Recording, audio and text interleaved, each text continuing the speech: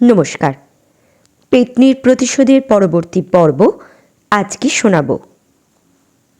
মিলিরা সবাই ভূত পেত্নী হয়ে জঙ্গলে ঘুরে বেড়াতে লাগলো। মিলি সব সময় মনমরা হয়ে থাকে। সে নিজেকে দোষী ভাবে। সে যদি তার জেঠু জেঠিমার কথা শুনত তাহলে হয়তো তাদের এমন করুণ পরিণতি ঘটত না। মিলি ঠিক করল এই শয়তানগুলোকে সে ছাড়বে না। তাদের কঠিন শাস্তি দেবে যাতে তারা আর কারোর ওপর কোনো রকম অত্যাচার করতে না পারে। মুখার্জি বাড়ির সব কটা পুরুষকে সে আগে শেষ করবে। এই দৃঢ় প্রত্যয় নিয়ে একদিন সে মুখার্জি বাড়ির সামনে গেল। সে বাড়ির সামনের বড় গেটে হাত দিল। সঙ্গে সঙ্গে সে শক খেল। সে বারবার বিভিন্নভাবে গেটের ভেতরে ঢোকার চেষ্টা করছে, কিন্তু ভেতরে ঢুকতে পারছে না। সে বুঝতে পারল বাড়িটিকে এরা মন্ত্রপুত করে রেখেছে যাতে কোনো ভূত পেত্নী বাড়ির ভেতরে ঢুকতে না পারে। তার মন খারাপ হয়ে গেল। সে অন্য একদিন রাতে জঙ্গলের রাস্তায় দাঁড়িয়ে থাকল। রতিকান্ত বাইকে করে বাড়িতে ফিরছে। মিলি আজ তার ঘাড় মটকাবে। মিলি তার হাত দুটো লম্বা করে রতিকান্তের ঘাড় ধরতে গেল, কিন্তু পারল না। সে নানাভাবে রতিকান্তকে ধরার চেষ্টা করল, কিন্তু সে তাকে ছুঁতেই পারল না। রতিকান্তের কোমরের মাদুলিটার দিকে তার নজর গেল। মিলি বুঝতে পারল কেন সে তাকে ছুঁতে পারছে না। মিলি মুখার্জি বাড়ির বাইরে কর্তামশাই, অরুণ আর পাঁচুকে ছোঁয়ার চেষ্টা করল, কিন্তু ব্যর্থ হলো। এদের সবার কাছেই মাদুলি আছে। মিলির মনটা প্রচণ্ড খারাপ। তবে কি সে এই শয়তানদের শাস্তি দিতে পারবে না? তার বাবলুদার কথা মনে পড়ছে। চোখ বেয়ে তার জল গড়িয়ে পড়ছে।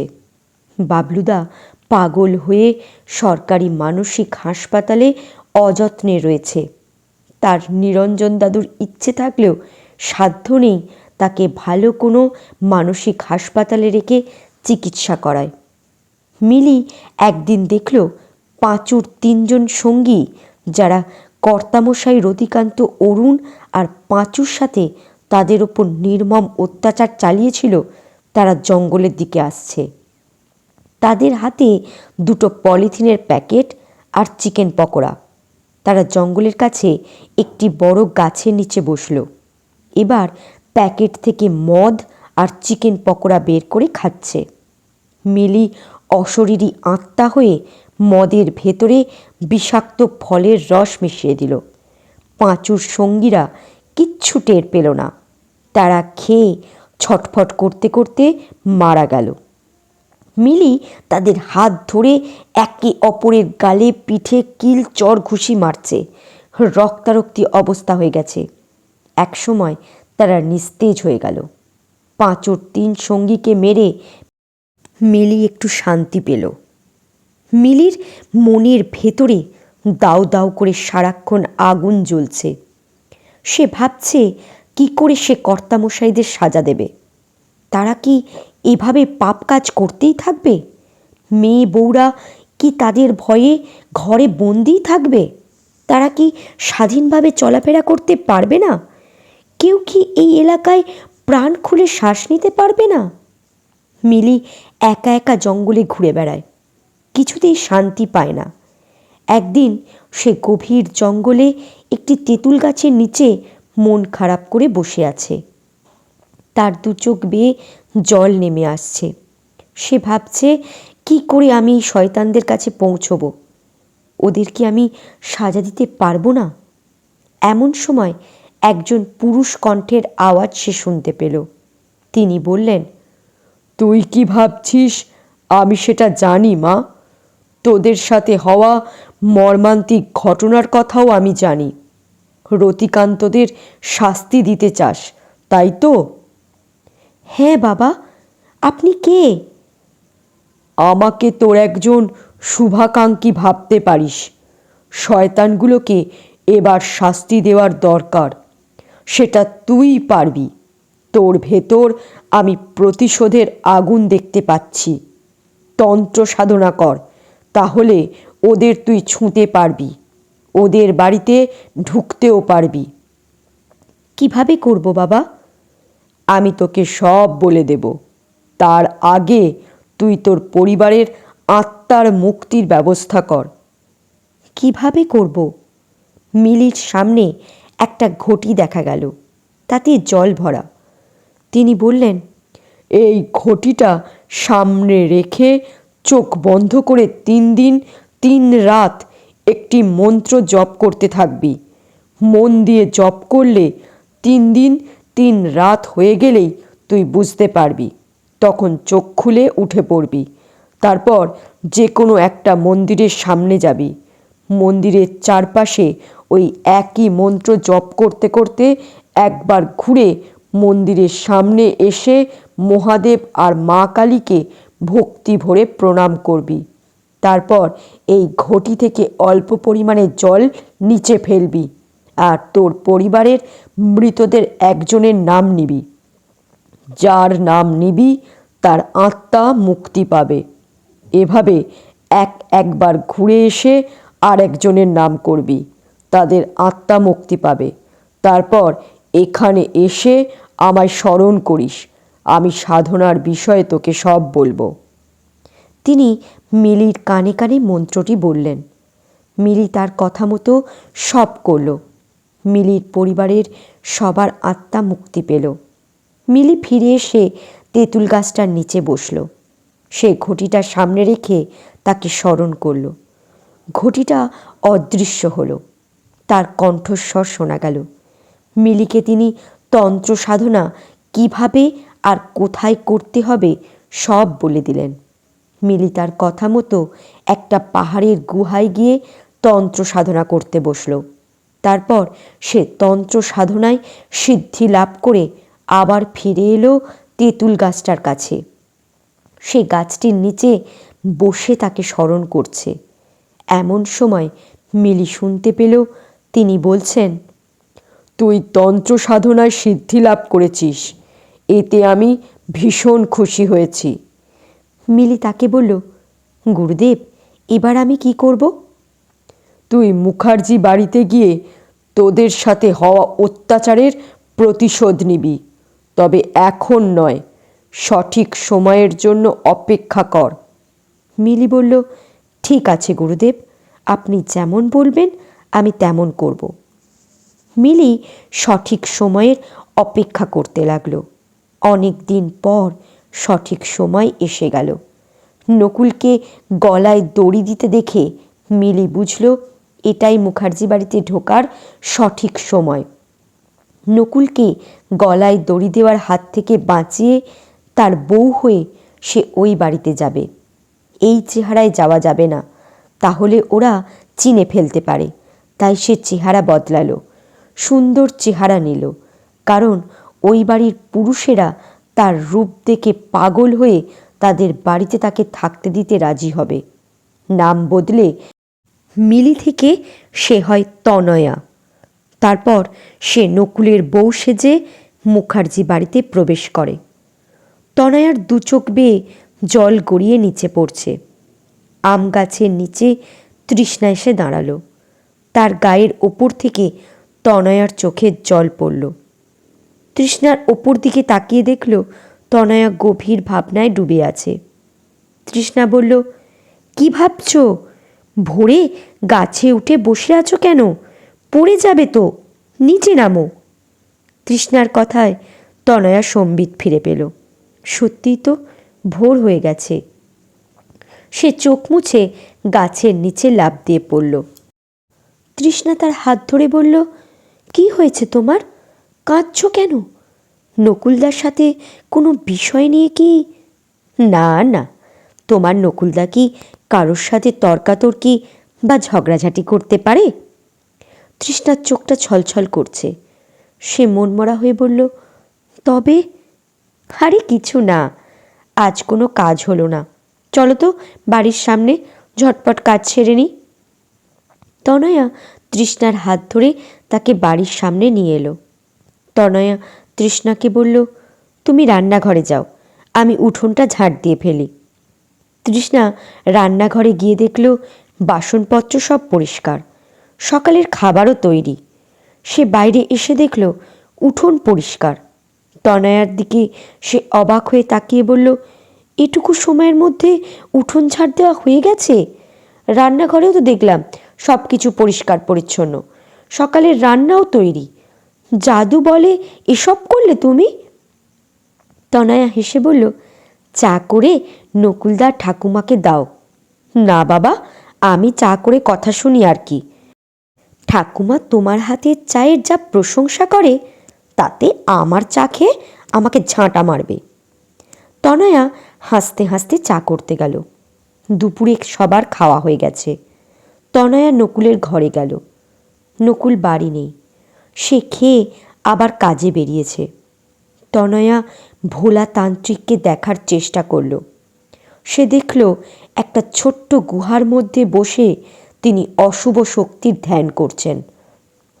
ভোলাতান্ত্রিক আরও অশুভ শক্তি লাভ করতে চান।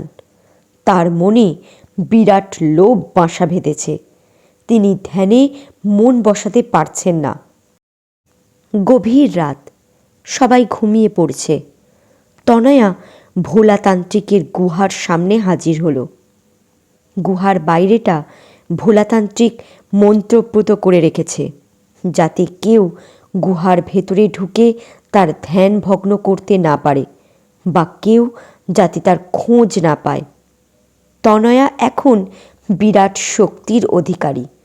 তার পথে বাধা সৃষ্টি করার ক্ষমতা কোনো মন্ত্রতন্ত্র বা শক্তির নেই। সে অশরীরী আত্মা হয়ে গুহার ভেতরে ঢুকে দেখল ভোলাতান্ত্রিক ধ্যান করছেন। ভোলাতান্ত্রিকের বয়স 85-র ওপর।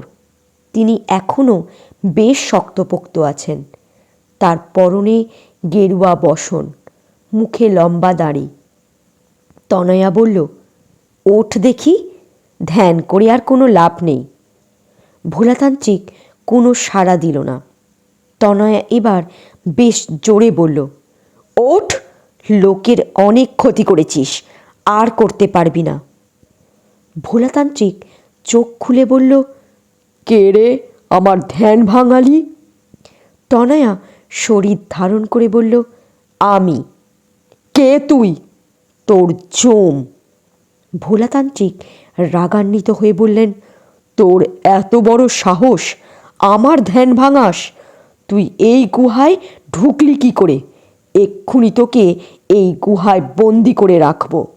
এখান থেকে কখনো তুই বেরোতে পারবি না। তনয়া ব্যঙ্গের হাসি দিয়ে বলল, সেটা জন্মেও পারবি না। কি ধ্যান করছিস যে আমার কথায় তোর ধ্যান ভেঙে গেল? এত বছর ধরে এখানে বসে ধ্যান করছিস, এখনো ধ্যানে মন বসাতে পারলি না? ভোলাতান্ত্রিক মন্ত্র আউড়ে তনয়ার দিকে ফুঁ দিল। তনয়ার কিচ্ছু হলো না। তনয়া হেসে উঠল। ভোলাতান্ত্রিক নানা রকম মন্ত্র আওড়াতে লাগলেন, কিন্তু কিছুতেই তনয়ার কোনো ক্ষতি করতে পারলেন না। তিনি ঘাবড়ে গিয়ে বললেন, কে তুই? আমি কে সেটা জেনে তোর কোনো লাভ নেই। এখন বলতো, শশীকান্তকে কেন আটকে রেখেছিস? ভোলাতান্ত্রিক থতমত খেয়ে বললেন, তুই কে আগে সে কথা বল। কেন এসেছিস সেখানে?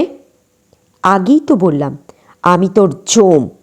তোকে মুখার্জি বাড়িতে নিয়ে যাওয়ার জন্য এসেছি। ভোলাতান্ত্রিকের চোখে মুখে এবার ভীতির ভাব ফুটে উঠল। তনয়া বলল, শশীকান্তের মতো নিরপরাধ সহজ সরল দয়ালু মানুষকে কেন আটকে রেখেছিস সে কথার উত্তর কিন্তু এখনো দিলি না। ভোলাতান্ত্রিক ইতস্তত করছে। তনয়া বলল, আমি জানি, তবুও তোর মুখ দিয়ে শুনতে চাইছিলাম। নিজে যখন বললি না, তখন আমার মুখ দিয়েই শোন। হিরে পাওয়ার লোভে, তাই তো? হিরে তোরা কোনো দিন পাবি না। ভোলাতান্ত্রিকের মুখ শুকিয়ে গেল, চোখ দুটো বড় বড় হলো। সে বিস্ময়ের সাথে বলল, হীরের কথা তুই জানলি কি করে? আমি সব জানি। এবার চল আমার সাথে। ভোলাতান্ত্রিক প্রচণ্ড ভয় পেয়ে বলল, আমি যাব না। মুখার্জি বাড়িতে অসহায় নিরপরাধ মানুষগুলো এত বছর ধরে কষ্ট পাচ্ছে, তাদেরকে তুই মুক্ত করবি, চল এক্ষুনি। ভোলাতান্ত্রিক ভেতরে ভেতরে ভয় পেলেও সেটা প্রকাশ না করে বলল, তোর কথা আমাকে শুনতে হবে নাকি? ভালোভাবে চল, নইলে। যাব না। কি করবি কর দেখি তো, তোর কত ক্ষমতা আছে।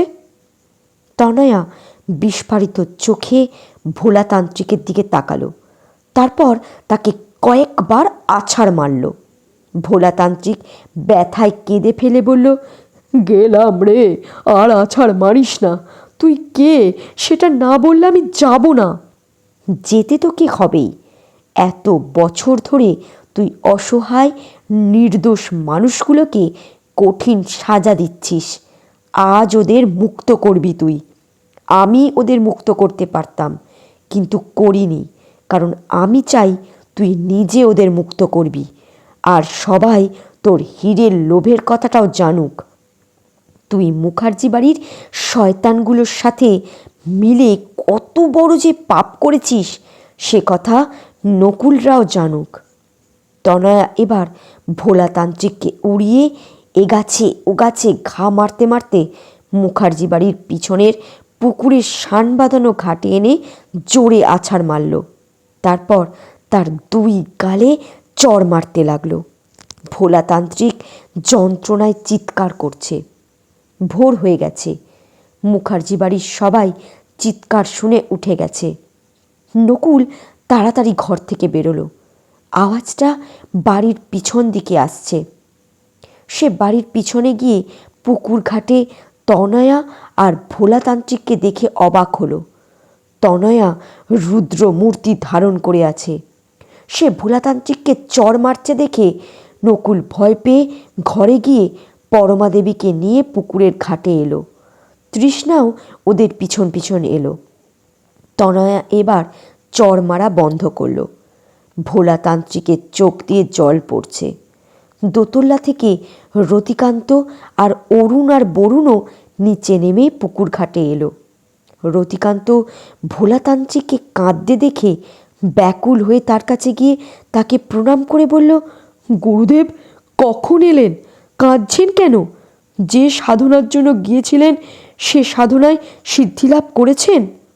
ভোলাতান্ত্রিক তাকে দেখে সাহস পেয়ে তনয়ার দিকে তাকিয়ে বলল, এই হারামজাদি মেয়েটা আমার ধ্যান ভগ্ন করে এখানে নিয়ে এসেছে। তনয়া বলল, এত বছর ধরে ধ্যানে বসে হীরের চিন্তায় মন বসাতে পারিসনি, তখন আর তোর ধ্যানে মন বসতও না, তোর হীরের খোঁজ পাওয়াও হতো না। রতিকান্ত তনয়ার দিকে তাকিয়ে চোখ পাকিয়ে বলল, তুমি হীরের কথা জানলে কি করে? গুরুদেবের দেখাই বা পেলে কি করে? গুরুদেব কি হীরের কথা তোমাকে বলেছে? ভোলাতান্ত্রিক কিছু বলতে যাচ্ছেন, কিন্তু পারছেন না। তিনি না সূচক মাথা নাড়লেন। তনয়া বলল, আমি হীরের কথা সব জানি। তনয়া চাইছে তার কথাগুলো কর্তামশাই আর চন্দ্রাণী শুনুক, তাই কর্তামশাই আর চন্দ্রাণী যার যার ঘরে শুয়ে তনয়াদের সব কথা শুনতে পাচ্ছে। রতিকান্ত কৌতূহলী হয়ে বলল, কোথায় আছে হীরে? হীরের নাম শুনে কর্তামশাই মনে মনে উত্তেজিত হয়ে পড়লেন। তনয়া বলল, সে খবর পরে শুনিস, আগে তোদের লোভের কথাটা বলি। তোর এত বড় স্পর্ধা, আমার সাথে তুই তোকারি করে কথা বললি? প্রচণ্ড রেগে কথাটা বলে রতিকান্ত তনয়ার দিকে তেড়ে গেল। তনয়া তাকে এক ধাক্কা মারল। রতিকান্ত পড়ে গেল। সে হাত দুটোতে চোট পেল। সে তার হাত দুটো নাড়াতে পারছে না। অরুণ আর বরুণ রতিকান্তের কাছে যেতে চাইছে, কিন্তু পারছে না। কেউ যেন তাদের পা টেনে ধরেছে। তারা একটুও সরতে পারছে না, কিছু বলতেও পারছে না। তাদের মুখ যেন আড়ষ্ট হয়ে গেছে। তনয়া বলতে লাগলো, পরমা দেবীর মা সুমিত্রা দেবীর কাছে একটি দুষ্প্রাপ্য মহামূল্যবান হিরে ছিল। সুমিত্রা দেবীর শাশুড়ি মা মৃত্যুশয্যায় এই হিরেটি তাকে দিয়েছিলেন। সুমিত্রা দেবী তখন বিধবা, তার একমাত্র মেয়ে পরমা দেবীও ছোট। তিনি হিরেটি নিজের কাছে লুকিয়ে রেখেছিলেন। তাদের ছিল অগাধ সম্পত্তি, তার উপর হীরের কথা লোকে জানলে আর তার মেয়ের উপর খারাপ লোকের নজর পড়তে পারে ভেবে তিনি হীরের কথা কাউকে বলেননি। পরমা দেবী বড় হলে তার সাথে কর্তামশাইয়ের বিয়ে হয়। তাদের দুটি ছেলে হয়। ছেলেরা একটু বড় হয়।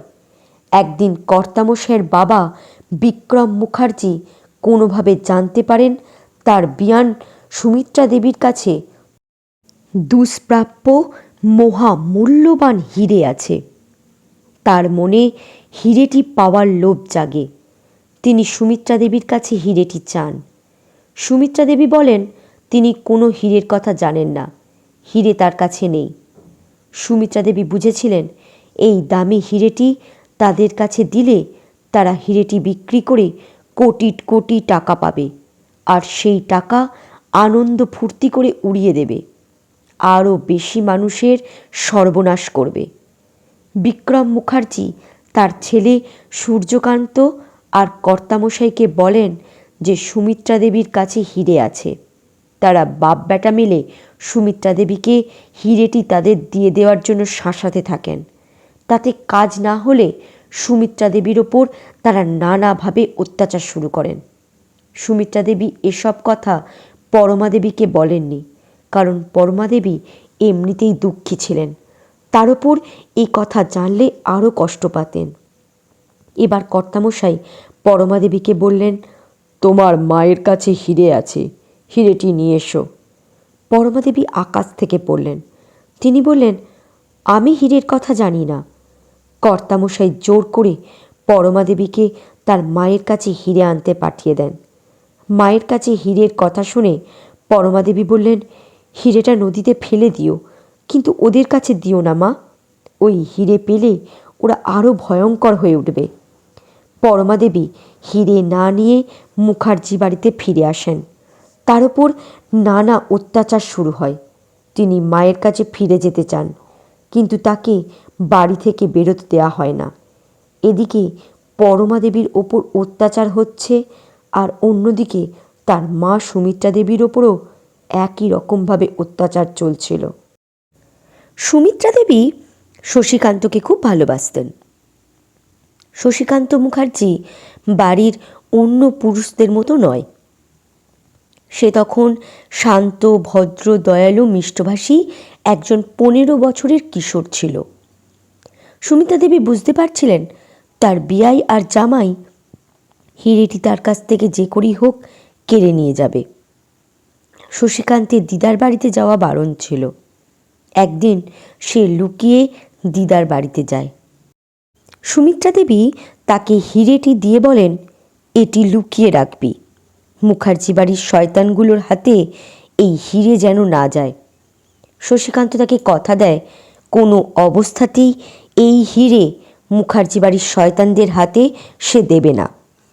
সে হিরেটি নিয়ে দিদার বাড়ি থেকে বেরিয়ে আসে। তারপর গোপনে সেটি লুকিয়ে রাখে। 2 দিন পর বিক্রম মুখার্জি আর কর্তামশাই রাতে সুমিত্রা দেবীর বাড়িতে যান। তারা সুমিত্রা দেবীকে হিরেটা দেওয়ার জন্য চাপ দিতে থাকেন। সুমিত্রা দেবী দৃঢ় গলায় বলেন যে তার কাছে কোনো হিরে নেই।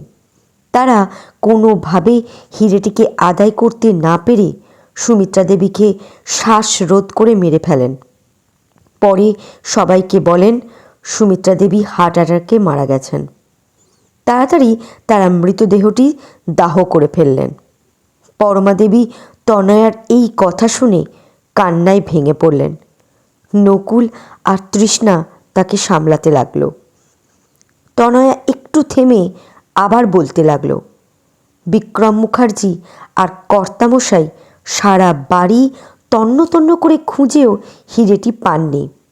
তনয়া এবার ভোলাতান্ত্রিকের দিকে তাকিয়ে বললেন, এবার বিক্রম মুখার্জিরা এই ভোলাতান্ত্রিকের শরণ নিলেন। ভোলাতান্ত্রিকও সারা বাড়ি দেখে হীরে সম্পর্কে কোনো খবর ওদের দিতে পারলেন না। শশীকান্ত কিশোর থেকে ধীরে ধীরে যুবক হয়। একদিন বিক্রম মুখার্জিও হার্ট অ্যাটাকে মারা যান। শশীকান্ত ভালোবেসে গরিবের মেয়ে অর্পিতাকে বিয়ে করে। তাদের কর্তামশাই আর তার বড় ছেলে রতিকান্ত মুখার্জি বাড়িতে উঠতে দেয় না। শশীকান্ত বউ নিয়ে শ্বশুর বাড়িতে থাকতে শুরু করে। অর্পিতা তার বাবা মায়ের একমাত্র মেয়ে। কিছুদিন পর থেকে অর্পিতাদের ওপরও নানা রকম অত্যাচার করতে থাকে কর্তামশাইয়ের লোকেরা। অর্পিতার বাবা মাকে তারা রাতের অন্ধকারে সবার অজান্তে তুলে এনে হত্যা করে সুড়ঙ্গে ফেলে দেয়। শশীকান্তরা অনেক খুঁজেও তাদের পায় না। শশীকান্ত আর অর্পিতার দুটো ছেলে হয়। কর্তামশাইয়ের লোকেরা যদি তার ছেলেদের কোনো ক্ষতি করে সেই ভয়ে অর্পিতা তাদের চোখে চোখে রাখত। কর্তামশাই একদিন গোপন সূত্রে জানতে পারেন হীরেটি তার শাশুড়ি শশীকান্তকে দিয়ে গেছেন। কর্তামশাই এবার শশীকান্তের কাছে হীরেটি চান। শশীকান্ত তাকে হীরেটি দিতে অস্বীকার করে। কর্তামশাই আর রতিকান্ত দুজনে শশীকান্তের শ্বশুরবাড়ির মাটির ঘরদোর তছনছ করে খুঁজেও হীরেটি পায় না। তারপর কর্তামশাই আর রতিকান্ত হীরেটি তাদের দিয়ে দেওয়ার জন্য শশীকান্তকে নানাভাবে শাসাতে থাকে। কোনো কিছুতেই যখন কাজ হয় না তখন তারা এই ভোলাতান্ত্রিকের সাহায্য চায়। ভোলাতান্ত্রিক সব শুনে বললেন তিনি ভেবে নিয়ে কি করতে হবে সেটা পরে বলবেন। ভোলাতান্ত্রিক গভীর রাতে সবার অজান্তে শশীকান্তের শ্বশুরবাড়িতে গিয়ে তার সমস্ত রকম অশুভ শক্তি প্রয়োগ করেও হীরের সন্ধান পেলেন না। তিনি বুঝতে পারলেন এ বাড়ির বাইরে কোথাও হীরেটি লুকিয়ে রাখা হয়েছে। পরদিন ভোলাতান্ত্রিক কর্তামশাইকে শশীকান্তের বড় ছেলেকে আটকে রাখতে বলেন। ছেলেকে পাওয়ার জন্য শশীকান্ত হীরেটি দিতে বাধ্য হবে। কর্তামশাই রতিকান্তকে বললেন, এত ছোট ছেলেকে ধরে এনে কোথায় রাখবো বলতো? রতিকান্ত বলল, লুকিয়ে রাখা ঝামেলা, কান্নাকাটি করবে, ওর চেয়ে মেরে ফেললেই হবে।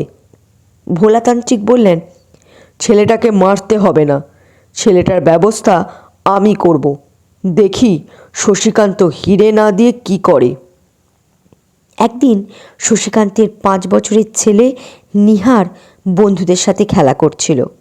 হঠাৎ সে নিখোঁজ হয়। আসলে তাকে কর্তামশাইয়ের লোক সবার নজর এড়িয়ে তুলে এনেছিল। তারপর কর্তামশাই আর রতিকান্ত ধমকি দিচ্ছিল হীরে দিলে তবেই তারা ছেলেকে তারা ফেরত দেবে।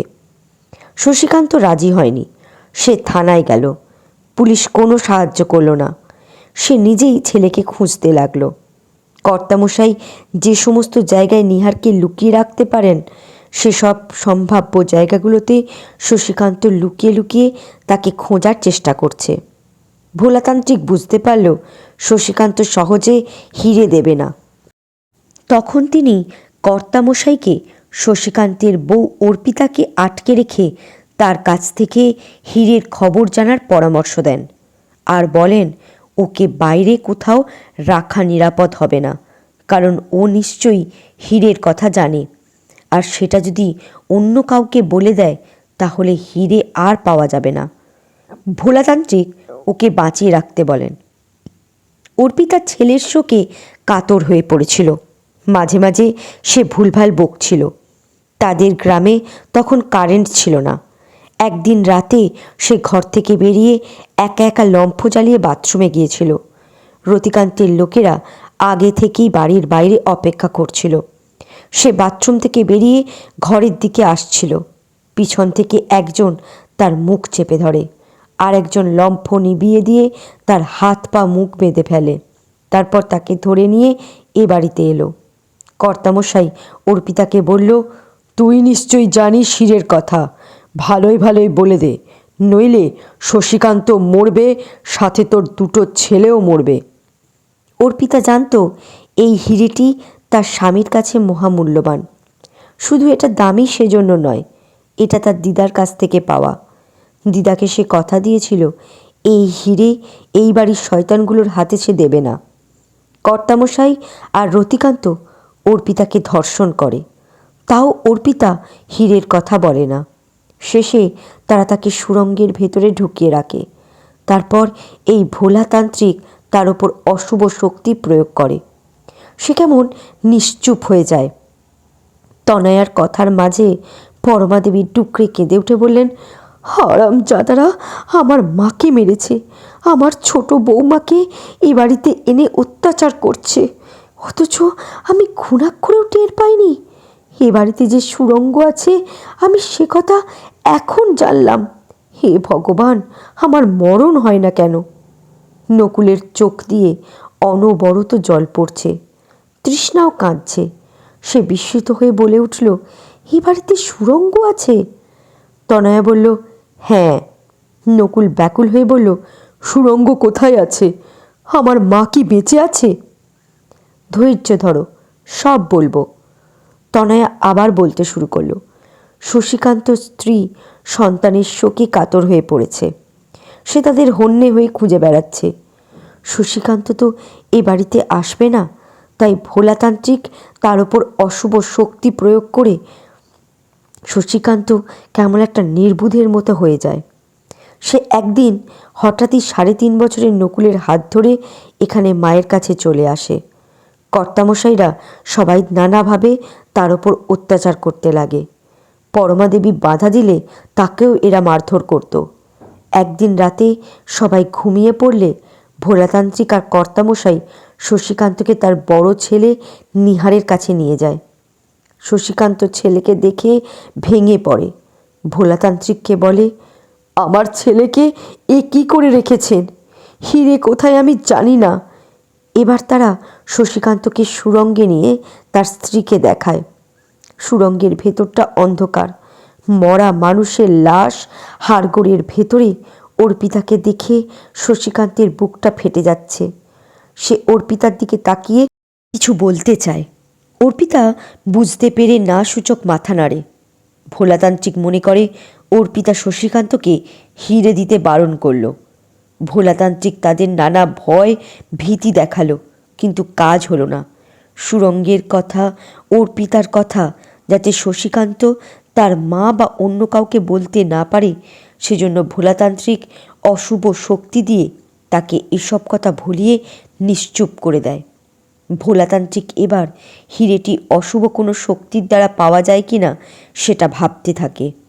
সে তার বহু পুরনো পুস্তক ঘাঁটতে ঘাঁটতে একদিন একটি পুস্তকে দেখতে পেল এমন একটি অশুভ শক্তি আছে যে শক্তি কারোর ওপর প্রয়োগ করলে সে সব সত্যি কথা বলে দেয়, এবং সে ছোট থেকে বড় অবধি কোথায় কি করেছে বা লুকিয়ে রেখেছে, মোট কথা তার স্পর্শ করা সব জিনিস সম্বন্ধে অবগত হওয়া যায়। ভোলাতান্ত্রিকের মনে তখন লোভ জাগল। এই সাধনায় সিদ্ধিলাভ করেই সে একাই এই হিরেটিকে নেবে স্থির করল। হিরেটি পেলে সে কোটিপতি হবে। তাই সে ঠিক করল এই অশুভ শক্তির সাধনা করে ফিরে এসে সে শশীকান্তকে কোনো নিরাপদ জায়গায় তার আগে আটকে রাখবে। তার শিষ্য কালুতান্ত্রিককে হীরের কথা সে বলেনি, কারণ সে জানলে হীরের ভাগ চাইতে পারে। ভোলাতান্ত্রিক কর্তামশাইকে বললেন, পুকুরের ওই পারের ঘরটিতে তিনি শশীকান্তকে আটকে রাখবেন। তারপর আরও অশুভ শক্তি লাভ করে এসে শশীকান্তের কাছ থেকে হিরে নিয়ে তিনি কর্তামশাইকে দেবেন। আসলে ভোলাতান্ত্রিকের ইচ্ছে ছিল এই অশুভ শক্তির সাধনায় সিদ্ধি লাভ করে এসে তিনি নিজেই শশীকান্তের কাছ থেকে হিরে নিয়ে ওকে মেরে সুড়ঙ্গে ফেলে দেবেন, ওর স্ত্রীকেও মেরে ফেলবেন। তারপর এই বাড়ির যারা হীরের কথা জানে তাদের সবার ওপর অশুভ শক্তি প্রয়োগ করে তাদেরকে পাগল করে দিয়ে এখান থেকে কেটে পড়বেন। হিরে বিক্রি করে দিয়ে তিনি কোটি কোটি টাকার মালিক হবেন। তারপর তিনি আরাম আয়েশ আর বিলাসিতায় জীবন কাটাবেন। তনয়ার কথা শুনে রতিকান্ত হাঁ হয়ে গেল। কর্তামশাইয়ের চোখে মুখে বিস্ময়ের ছাপ ফুটে উঠল। কর্তামশাইরা ভোলাতান্ত্রিককে অন্ধের মতো বিশ্বাস করে। তনয়া আরও বলল, ভোলাতান্ত্রিক অশুভ শক্তির দ্বারা শশীকান্তকে পাগল বানালেন। তারপর তার কথা মতো পুকুরের ওই পারের ঘরটিতে শশীকান্তকে কর্তামশাই আটকে রাখলেন। তারা সবাইকে বললেন শশীকান্ত পাগল হয়ে গেছে, তাই তাকে আটকে রাখা হয়েছে। কর্তামশাই পুকুরের ওই পারের সবাইকে যেতে বারণ করে দিলেন। ভোলাতান্ত্রিক ফিরে না আসা পর্যন্ত কেউ যাতে শশীকান্তকে মুক্ত করতে না পারে বা শশীকান্ত যাতে কোনোভাবে পালিয়ে যেতে না পারে, সেজন্য ভোলাতান্ত্রিক শক্তিশালী অশুভ শক্তিকে তার ঘরের পাহারায় রেখেছে। শশীকান্তের ঘরের ছোট জানলা ঘেঁষা অশুভ শক্তিটি গাছ হয়ে দাঁড়িয়ে রয়েছে। গাছটির সারা গায়ে চোখ। সে ঘরের ভিতর দিকটা, ঘরের চারপাশ আর উপরের দিকটায় নজর রেখে চলেছে। আর ওই ঘরের ছাদের ওপর একটা ভয়ঙ্কর পাখিকে ভোলাতান্ত্রিক পাহারায় রেখেছে। পাখিটি পুরো পুকুরটা আর পুকুরের পিছনের দিকটা নজরে রাখছে। তনয়া নকুলের দিকে ফিরে বলল, তোমার দাদাকে দেখবে না? নকুল ব্যস্ত হয়ে বলল, কোথায় আমার দাদা? তনয়া পুকুরের পিছনের দিকে গিয়ে পুকুরের জলে হাত দিল। তারপর সেই মাছটিকে, যে মাছটিকে একদিন সে ধরে জলের ওপর তুলে ফেলেছিল, তাতেই জলের রং রক্তের মতো লাল হয়ে গিয়েছিল, জল থেকে তুলে সে তাকে নিয়ে আসছে। রতিকান্ত ঘাবড়ে গেল। সে মনে মনে বলল, এ জানল কি করে এই মাছটির কথা? রতিকান্ত রেগে বলল, মাছটি ধরলে কেন? ছেড়ে দাও। তনয়া তার দিকে অগ্নি দৃষ্টিতে তাকালো। রতিকান্ত তার হাত থেকে মাছটা কেড়ে নেওয়ার জন্য তাকে ছুঁতে গিয়ে ইলেকট্রিকের মতো শক খেয়ে ছিটকে পড়ল। ভোলাতান্ত্রিকের চোখ বড় বড় হয়ে গেছে। সে নানা মন্ত্র আওড়াচ্ছে যাতে তনয়া বিবশ হয়ে যায় আর মাছটি সে জলে ছেড়ে দেয়, কিন্তু মন্ত্রে কোনো কাজ হচ্ছে না। তনয়া এবার বিদ্রূপের সুরে ভোলাতান্ত্রিককে বলল, যতই মন্ত্র আওড়াস কোনো কাজ হবে না, তোর মন্ত্রতন্ত্রের দিন শেষ হয়ে গেছে। এবার সে বিস্ফারিত চোখে ভোলাতান্ত্রিকের দিকে তাকিয়ে বলল, নিষ্পাপ ফুলের মতো বাচ্চাটিকে মাছ বানাতে তোর এতটুকু খারাপ লাগলো না? সবাই তনয়ার কথা শুনে তাজ্জব হয়ে গেল। ভোলাতান্ত্রিক থতমত খেয়ে বললেন, মাছ বাচ্চা কী সব বলছিস? তোর মাথা খারাপ হয়ে গেছে। তনয়া ব্যঙ্গের হাসি হেসে বলল, তাই এক্ষুনি দেখাচ্ছি। ভোলাতান্ত্রিক ক্রোধের সাথে বললেন, এক্ষুনি ছেড়ে দে মাছটাকে, নইলে মাছটা মরে যাবে। সে চিন্তা তোর মতো নির্দয়ের করতে হবে না। তুই নানা রকম অশুভ শক্তির সাধনা করেছিস। তুই 6 বছর বয়সের কম বাচ্চাদের মাছ বানিয়ে রাখতে পারতিস। শশীকান্তের বড় ছেলেকে তুই মাছ বানিয়ে রেখেছিস। পরে এ বাড়িতে শশীকান্ত এলে তাকে তার মাছরূপী ছেলেকে দেখিয়ে হীরের খোঁজ পেতে চেয়েছিলি। শশীকান্ত ভেঙে পড়লেও হীরের কথা কিচ্ছু তোদের বলেনি। তুই এত সব জানলি কি করে? আমি একদিন মাছটি তুলে জলে ছেড়ে দিয়েছিলাম। জলের রং রক্তের মতো লাল হয়ে গিয়েছিল। মানুষ আর সাধারণ ভূতপেতনিরা ছাড়া মাছটিকে ধরতে গেলে তারা আর 5টা সাধারণ মাছের মতো মাছটিকেই দেখত, হয়তো খেয়েই নিত। কিন্তু আমি তন্ত্র সাধনায় সিদ্ধি লাভ করেছি, তাই মাছটিকে আমি জল থেকে তুলে আবার জলে ছেড়ে দিলে জলের রং লাল হয়ে গিয়েছিল। আমার শক্তি আমাকে বোঝাতে চাইছিল এই মাছটি রক্তে মাংসে গড়া মানুষ, তাই জলের রং লাল হয়ে গিয়েছিল। আমি সেটা তখন বুঝিনি, কারণ তোর এই শক্তিশালী অশুভ শক্তি বোঝার বা জানার মতো শক্তি তখন আমার ছিল না। এখন বুঝতে পারছি। এই জন্য কর্তামশাই পুকুর থেকে মাছ ধরতে সবাইকে বারণ করেছিলেন। তিনি এই পুকুরে মাছ দিতেনও না, আবার মাছ ধরতেনও না।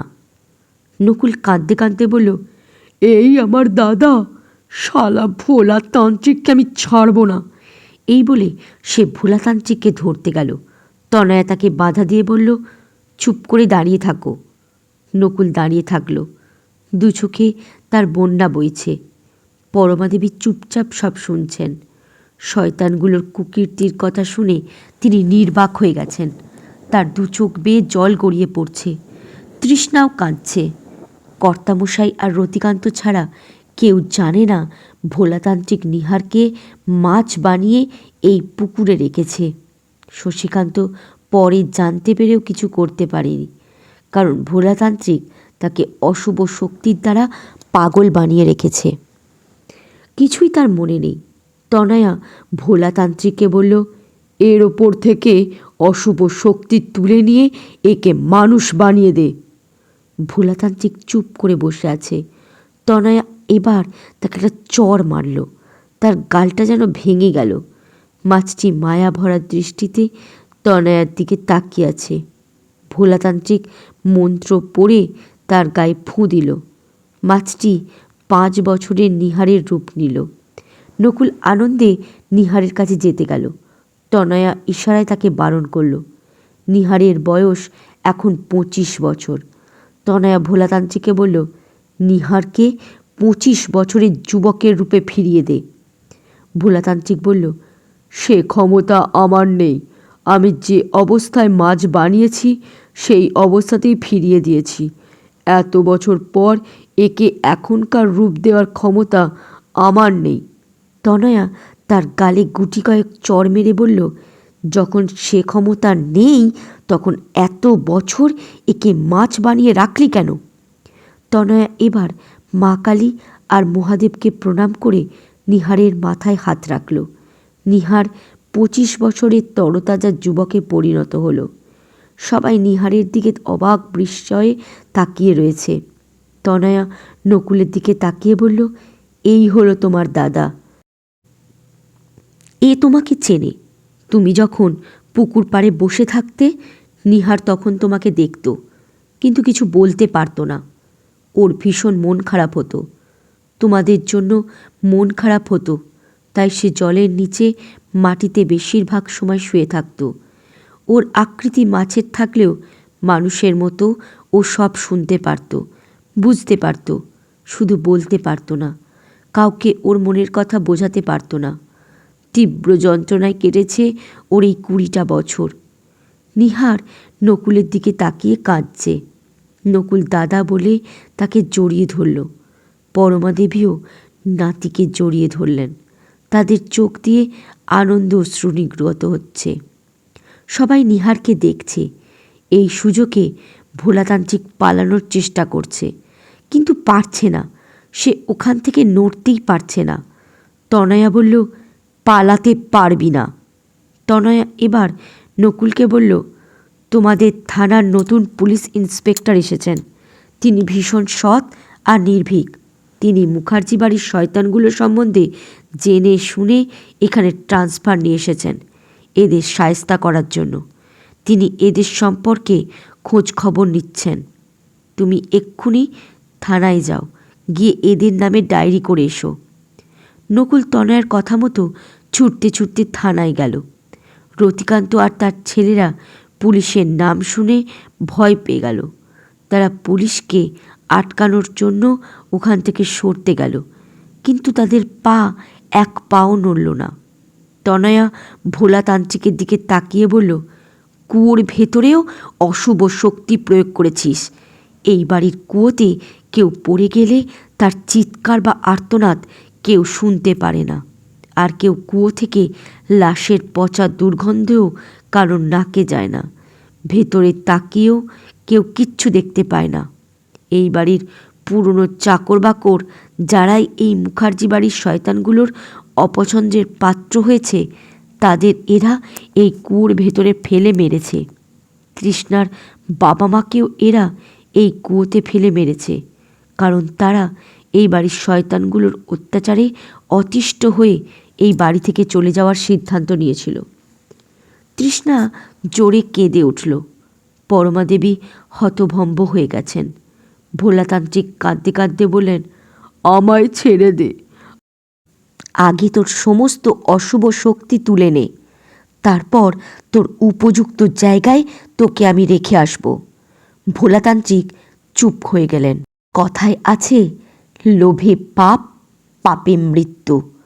ভোলাতান্ত্রিকের মনেও প্রচণ্ড রকম লোভ দানা বেঁধেছে। তিনি বুঝতে পারলেন তনয়া তার থেকে অনেক বেশি শক্তিশালী। তার সাথে বিরোধ করা ঠিক হবে না। তাই তিনি তনয়াকে ক্ষীণ কণ্ঠে বললেন, হিরেটা কোথায় আছে তুই নিশ্চয়ই জানিস।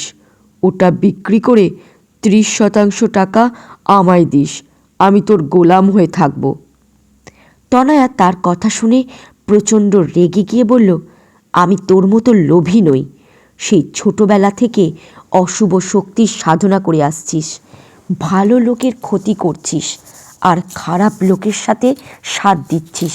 যদি শুভ শক্তির সাধনা করে লোকের মঙ্গল করতিস, তাহলে আজ তোকে সবাই ভক্তি করত, সম্মান দিত। মুখার্জি বাড়ির পুকুরের পিছন দিকটায় সুদূর দিনের বেলায় পরমাদেবী প্রবেশ করতে পারেন, অন্য কেউ কখনো প্রবেশ করতে পারে না। কেউ প্রবেশ করতে গেলে তোর অশুভ শক্তির দ্বারা শক খায়। নকুল একদিন রাতে তার বাবাকে দেখার জন্য পুকুরের ওই পারে যেতে গিয়ে শক খেয়ে অচৈতন্য হয়ে পড়ে গিয়েছিল।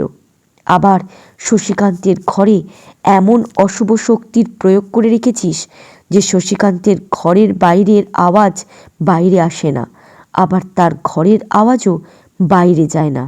বাইরে থেকে তার ঘরের ভেতরের কিচ্ছু দেখা যায় না, আবার ঘরের ভেতর থেকে ছোট জানলা দিয়ে কিচ্ছু দেখা যায় না। শশীকান্ত তার ঘর থেকে বেরোতে পারে না। এসব করেছিস কারণ শশীকান্ত যাতে বাইরের জগতের কিছুই জানতে আর দেখতে না পারে, আবার বাইরের কেউ যাতে তার কাছে পৌঁছতে না পারে, তার সম্বন্ধে কিচ্ছু জানতে না পারে। নিশ্চিদ্র প্রহরায় রেখেছিস শশীকান্তকে। একদিন শশীকান্তকে খাবার দিতে তার ঘরে গিয়েছিলাম। খাওয়ার পর সে খুশি হয়েছিল। ছোট জানলার দিকে তাকিয়ে হঠাৎ সে ক্ষেপে উঠেছিল, নিজের মাথার চুল নিজেই ছিঁড়ছিল। সেদিন আমি বুঝতে পারিনি কেন সে এমন করছে। এখন জানছি, জানলা ঘেঁষা গাছটি মাঝে মাঝে বড় বড় চোখ করে তাকে ভয় দেখায়। সেদিনও তাকে ভয় দেখিয়েছিল। পরমাদেবীর ওপরও তুই অশুভ শক্তি প্রয়োগ করেছিস।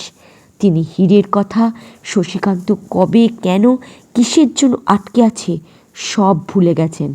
হীরের লোভে এতগুলো মানুষকে বিনা দোষে কষ্ট দিতে তোর বুকটা একটুও কাঁপল না।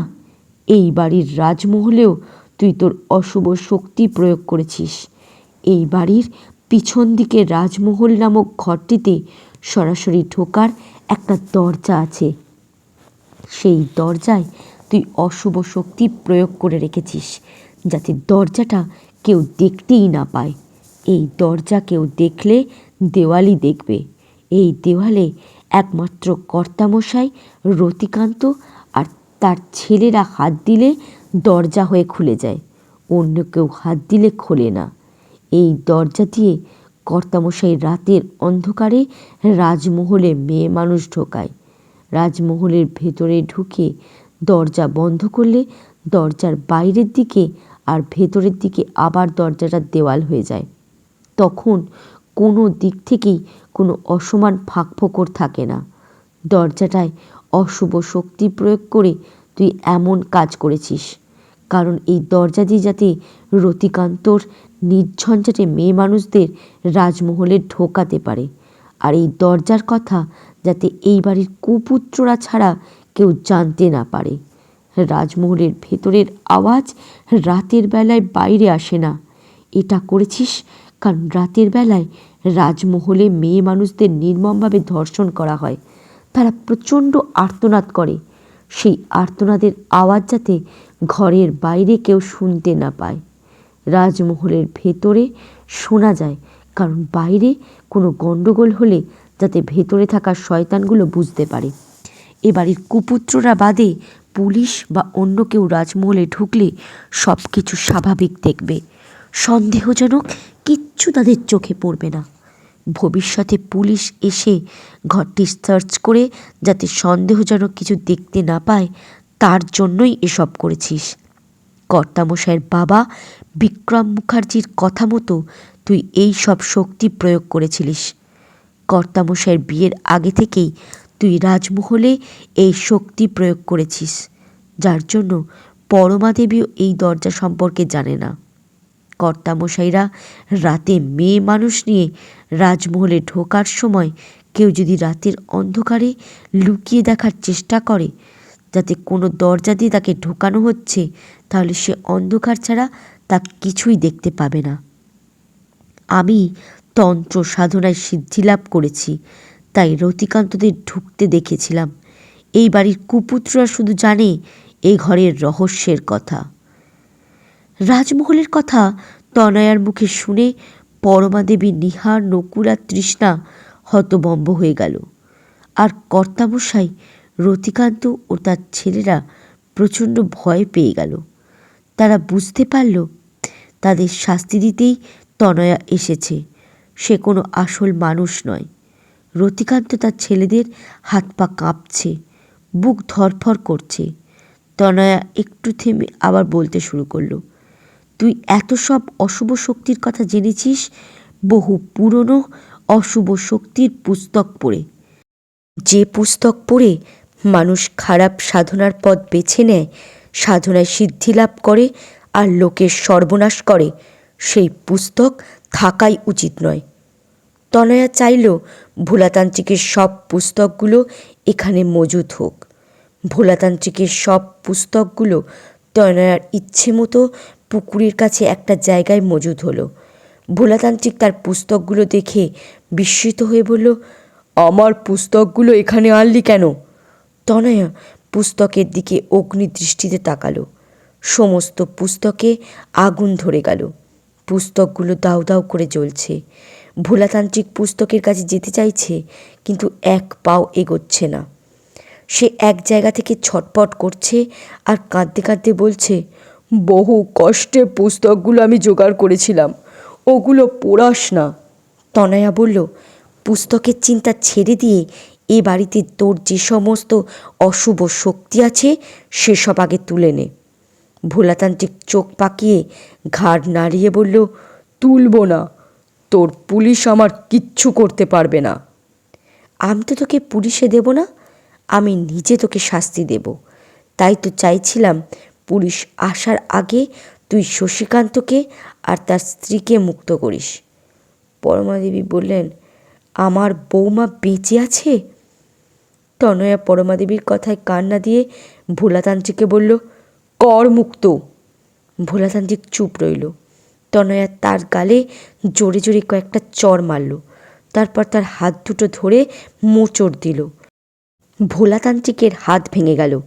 সে ব্যথায় চিৎকার করে উঠল। তনয়া এবার ভোলাতান্ত্রিকের হাত পায়ের দিকে তাকালো। তার চোখ থেকে বিদ্যুৎ বেরিয়ে ভোলাতান্ত্রিকের হাতে আর পায়ে পড়ল। ভোলাতান্ত্রিক হাত পা অকেজো হয়ে গেল। তনয়ার কাণ্ড দেখে রতিকান্ত, তার ছেলেরা, কর্তামশাই, চন্দ্রাণী সবাই ভীষণ ভয় পাচ্ছে। তারা ভাবছে কে এ? পরমা দেবী আর তৃষ্ণাও তনয়ার দিকে বিস্ময়ে চেয়ে আছে।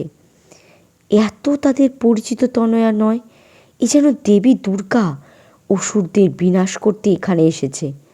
তনয়া এবার ভোলাতান্ত্রিককে মুখার্জি বাড়ির বাইরে এনে তাকে উড়িয়ে দিয়ে কালুতান্ত্রিকের আস্তানায় ফেলল।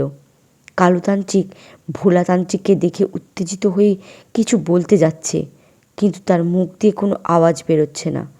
ভোলাতান্ত্রিক তাকে দেখে বললেন, তোর এই অবস্থা কে করেছে? তনয়া বলল, আমি।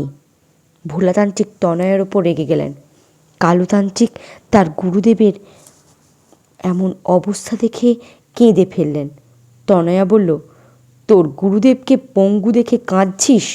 শশীকান্তের পুকুরের ওই ঘরটিতে বন্দি ছিল, সে কথা তুই জানতিস, কিন্তু তাকে তোর গুরুদেব আটকে রেখেছেন সে কথা কেন তিনি তোকে বলেননি? শশীকান্তের বড় ছেলে নিহারকে তিনি পুকুরে মাছ বানিয়ে রেখেছিলেন, তার স্ত্রীকে সুরঙ্গে আটকে রেখেছেন, এসব কিছুই তুই জানিস না। হীরের লোভে তোর গুরুদেব এমন কাজ করেছেন। তুই হীরের ভাগ চাইতে পারিস ভেবে তোর কাছে পুরো ব্যাপারটা চেপে গেছেন। কালুতান্ত্রিক ভোলাতান্ত্রিককে প্রচণ্ড বিশ্বাস করে, ভক্তি করে। সে তনয়ার কথা শুনে ভাবল সে মিথ্যে কথা বলছে, তাই সে তনয়ার দিকে তেড়ে গেল। তনয়া কালুতান্ত্রিকের পায়ের দিকে তাকালো। তনয়ার চোখ দিয়ে বিদ্যুৎ বেরিয়ে তার পায়ে পড়ল। কালুতান্ত্রিকের পা দুটো অকেজো হয়ে গেল। সে পা দুটো নড়াতেই পারছে না। ধপাসকে সে মাটিতে পড়ে গেল। আজকে শুনলেন পেতনির প্রতিশোধের 59 থেকে 63 পর্ব। পরবর্তী পর্ব খুব শীঘ্রই চলে আসবে। ধন্যবাদ।